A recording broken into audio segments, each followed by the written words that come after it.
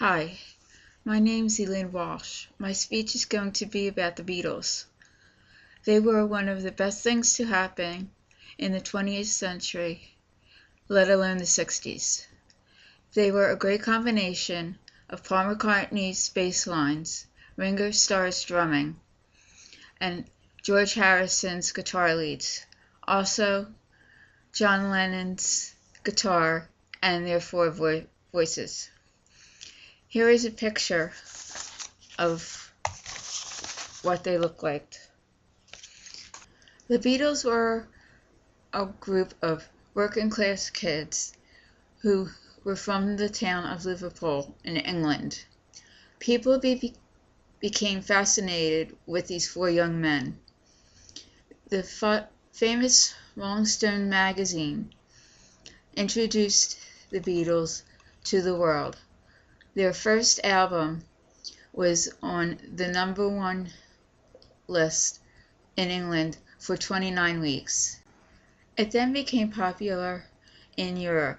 This is considered the beginning of Beatlemania. They were constantly mobbed by screaming fans and required police protection anytime they were seen in public. Screaming mobs met them at New York Kennedy Airport, and then 70 million people watched their performance on the Ed Sullivan TV show. Thus began the British invasion. In summer of 1966, John Lennon made the comment that they were more popular than Jesus. This caused riots, backlash, and death threats. Lennon later apologized. There was constant bickering among the group. Paul McCartney, on April 10, 1970, announced the end of the group.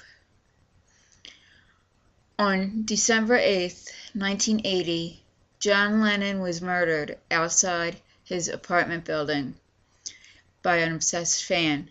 He was only 40 years old. George Harrison passed away in 2001 of cancer. He was the composer of several of the group's most beautiful songs. He was often thought of as the soulful one of the Fab Four. The Beatles introduced to rock and roll all the new ideas, devices, and new instruments currently still in use.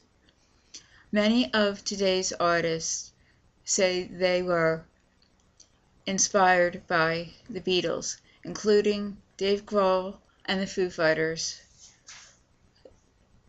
the band Heart, and Bruce Springsteen and the E Street Band. Today, Paul McCartney is still as popular as ever. He is touring in large stadiums and other venues.